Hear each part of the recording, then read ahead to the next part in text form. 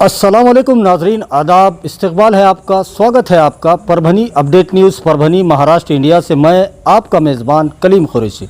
आइए नाजरीन, डालते हैं आज की सबसे अहम और ब्रेकिंग न्यूज़ पर नज़र। नाजरीन, कल 8 सितंबर को भी परभनी डिस्ट्रिक्ट के तमाम 9 के 9 तालुकों में कहीं पर भी कोई पाबंदी नहीं लगाई गई है। तो कल पूरे परभनी डिस्ट्रिक्ट में पूरा मार्केट खुला रहेगा। वो तमाम दुकानें, वो तमाम कारोबार जो पहले से चालू थी, जिनको पहले से ज़िला प्रशासन ने चालू रखने का आदेश दिया था, वो तमाम दुकानें चालू रहेंगी और वो तमाम कारोबार बंद रहेंगे जिनको पहले से ज़िला प्रशासन ने बंद रखने का आदेश दिया था। तो वहीं पर मंदिर, मस्जिद, बौद्ध विहार, गिरजा, गुरुद्वारे, इनके लिए कोई नया आदेश नहीं आया है।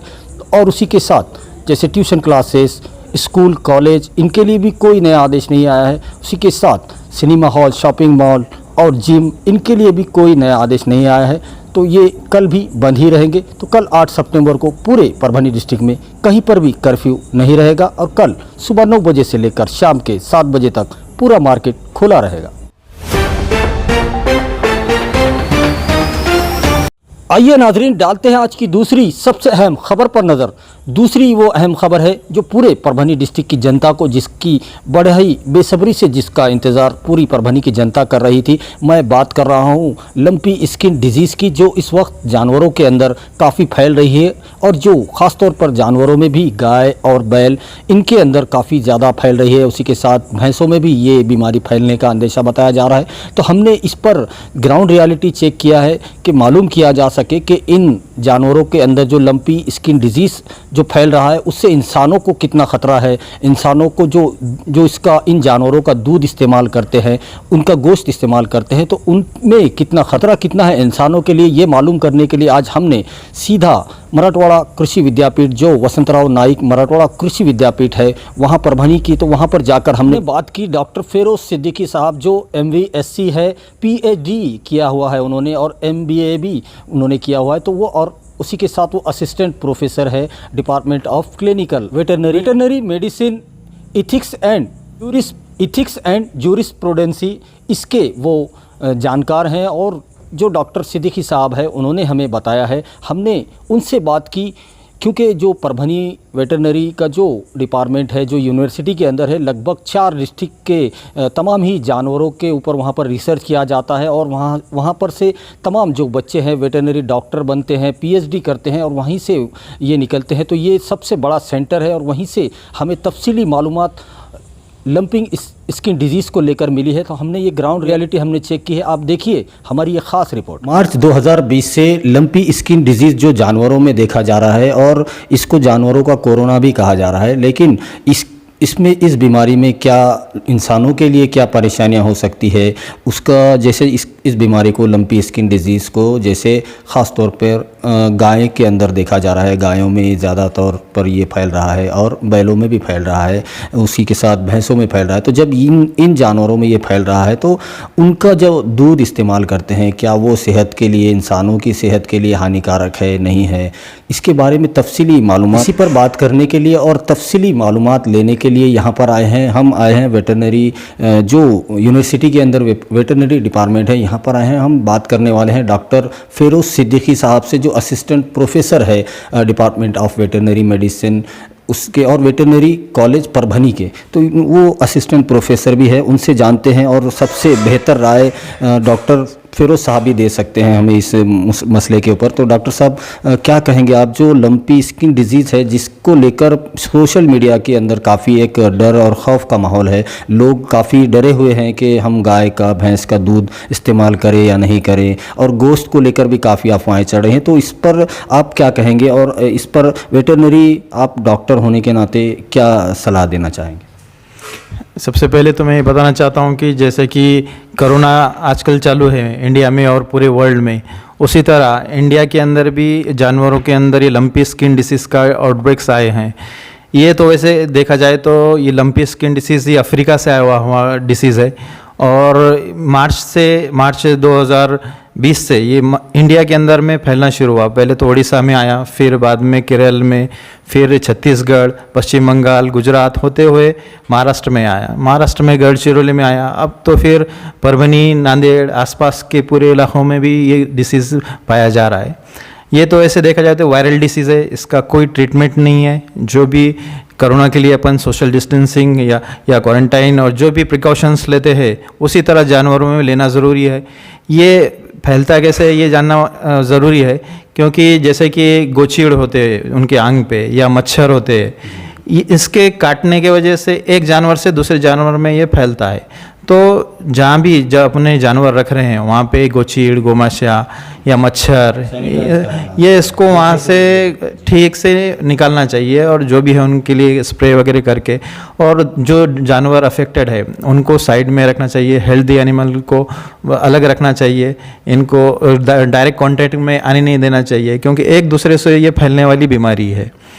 और वैसे तो ये सबसे ज़्यादा गाय के अंदर पाई जा रही है, उसके अंदर 5 से लेके 30% तक चांसेस है ये बीमारी होने के। भैंस में कम है, वैसे 0 से 5% तक इसके अंदर होता है। और मोर्टेलिटी जैसे कि मरने का जो तादाद है वो 1 से 5% के बीच में है।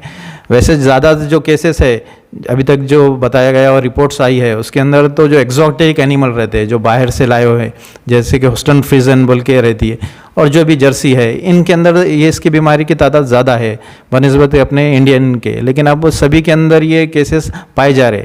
इससे घबराने की कोई ज़रूरत नहीं है, इसका ट्रीटमेंट हो सकता है।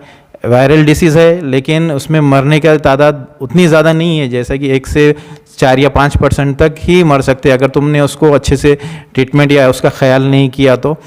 अगर उसका ट्रीटमेंट डॉक्टर को थोड़ा भी, तो जैसे कि पहले पैर में सूजन आती है और उसके बाद में थोड़ा लंगड़ना शुरू होता है, फिर छोटे छोटे एक नोडल्स लाते हैं जिसे लम्प्स कहते हैं, जो कि गांठ बनते हैं, फिर वो बॉडी में पूरे फैलते जाते हैं। अगर तुम पहले ही स्टेज पे अगर डॉक्टर के पास ले जाके इसका ट्रीटमेंट करेंगे तो जानवर अच्छा हो सकता है, उसकी जान भी बच सकती है। डॉक्टर साहब, जैसे कि अभी सोशल मीडिया पे जो तस्वीरें, जो वीडियो वायरल हो रहे हैं कि दूध, गाय का दूध, भैंस का दूध, इसके पीने से भी बीमारी, इंसानों को इससे ख़तरा हो सकता है या नहीं हो सकता, इसके इस्तेमाल से क्या ख़तरे हो सकते हैं, उसके बारे में क्या कहेंगे सर?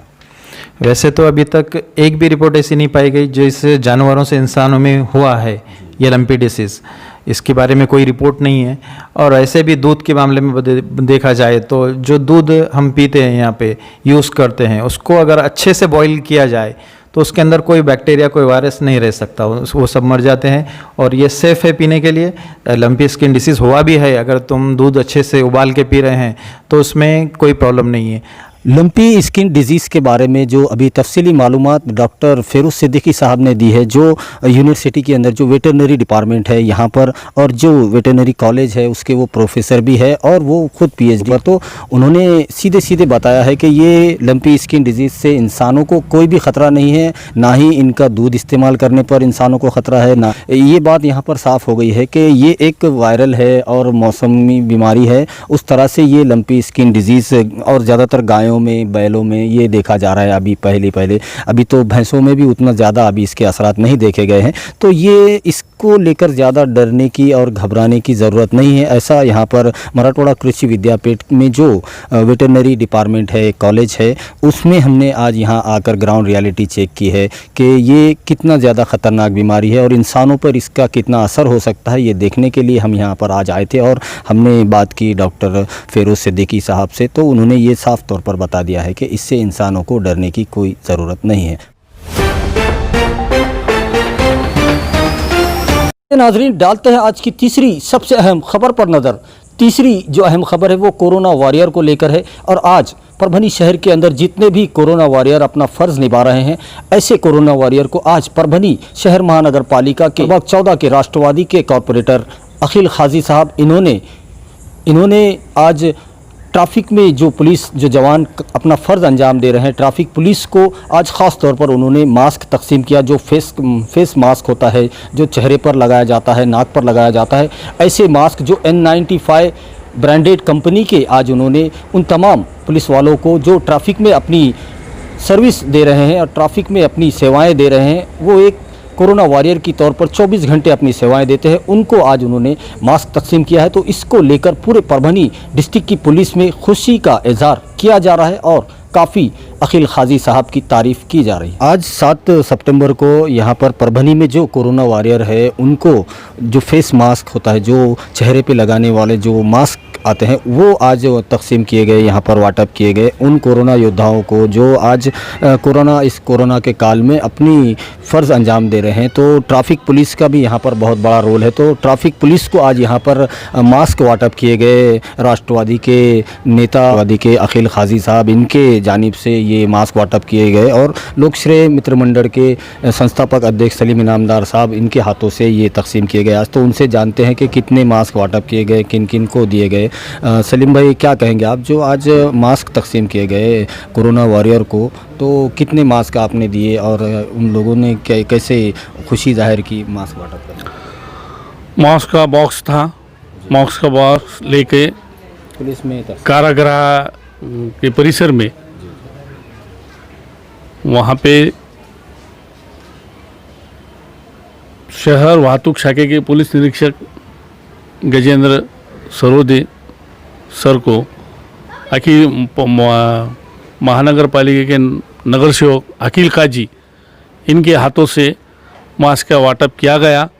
वहाँ पे दीगर कर्मचारी जावेद खान वाकड़े, कबीर भाई, ट्रैफिक के बहुत सारे कर्मचारी मौजूद थे। उनके मौजूदगी में हर एक को मास्क की वाटप किया गया, इसलिए कि महामारी बहुत चल रही है और पुलिस प्रशासन लगातार कि 24 घंटे में कांटेक्ट में और जनसंपर्क में होने की वजह से तरह तरह से, और ये ट्रैफिक का एक ऐसा अपने शहर के अंदर ऐसा प्रॉब्लम है कि जहाँ वहाँ ट्रैफिक अड़थड़े आते हैं, उस वजह से भी इनको बहुत पुलिस कर्मचारी को दिक्कत का सामना करना पड़ता है। और वो समय में इनको कोरोना ना हो, अब जैसे हम महाराष्ट्र में हर वर्तमान पत्र में, मीडिया में न्यूज़ देख रहे हैं, कितने पुलिस कर्मचारी बाधित हुए, कितने पॉजिटिव हुए, कितने निगेटिव है और कितना का इलाज चालू है, कितने मृत्युमुखी पड़े। ये मुझसे ज़्यादा आप पढ़ रहे हैं बोलना कि ये नहीं, लेकिन अपने शहर के अंदर एक शहर वाहतूक शाखा को भी एक कुछ ना कुछ तो भी अपने तरफ से एक सामाजिक तत्वों पे एक कुछ वजह भेंट देना चाहिए। ये मकसद के तहत अखिल काजी ने, हमने इस बात पे विचार विनिमय करके पुलिस कर्मचारियों को मास्क का वाटप किया है। तो ये एक बड़ा ही अच्छा कदम माना जा रहा है कि जो मास्क वाटअप किए गए हैं और ख़ास तौर पर उन कोरोना वॉरियर को जो अपनी ड्यूटी, पुलिस प्रशासन के जो ट्रैफिक के जो कर्मचारी है, जवान है, वो 24 घंटे अपनी सेवाएं देते हैं और उनकी सेहत का ख्याल यहाँ पर राष्ट्रवादी के नेता और प्रभाग 14 के कॉरपोरेटर जो अखिल खाजी साहब है, राष्ट्रवादी के कॉरपोरेटर है, तो उन्होंने जो आज मास्क वाटअप किया है तो काफ़ी खुशी का इज़हार यहाँ पर पुलिस प्रशासन की जानिब से किया जा रहा है और इनके इस कदम की तारीफ़ पूरा पुलिस प्रशासन, परभनी पुलिस उनका धन्यवाद करते हुए नज़र आ रही है। परभनी,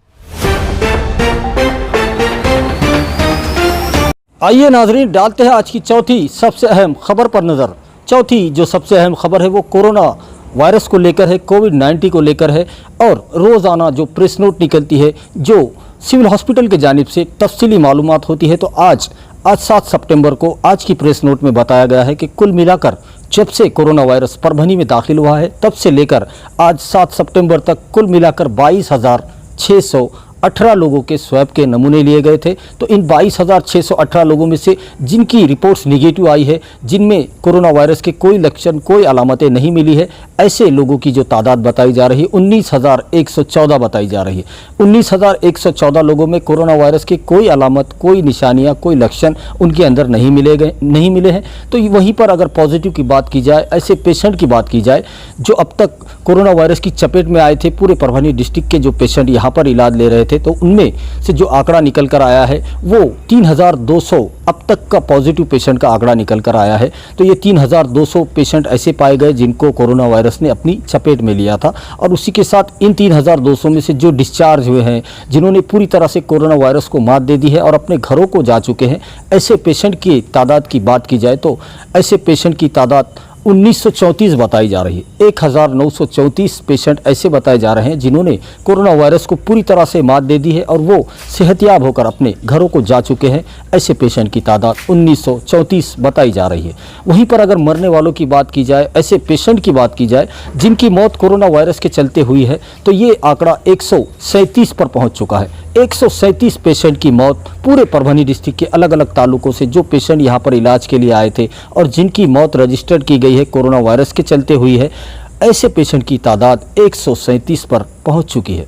तो वहीं पर अगर ज़ेर इलाज की बात की जाए, ऐसे पेशेंट की बात की जाए जो परभनी कोविड हॉस्पिटल में और अलग अलग प्राइवेट हॉस्पिटल में परभनी में इलाज ले रहे हैं, उनकी जो तादाद बताई जा रही है वो 1129 बताई जा रही है। 1129 पेशेंट आज की डेट में भी 7 सितंबर को भी यहाँ पर एक्टिव है, कोरोना वायरस की चपेट में है और वो इलाज ले रहे हैं। ऐसे पेशेंट की तादाद 1129 बताई जा रही है। वहीं हम अपने दर्शकों को बता दें कि परभनी जिला प्रशासन और ख़ास तौर पर परभनी के जिला कलेक्टर दीपक मुंगड़ीकर साहब, इनकी जानिब से पूरे परभनी डिस्ट्रिक्ट की जनता से ये अपील की जा रही है, बार बार अपील की जा रही है कि मेरी सेहत मेरी जिम्मेदारी, कोरोना हारेगा, परभनी डिस्ट्रिक्ट जीतेगा, महाराष्ट्र जीतेगा, इसको आप ध्यान में रखिए। बहुत बहुत इमरजेंसी हो तभी अपने घरों से बाहर निकलिए।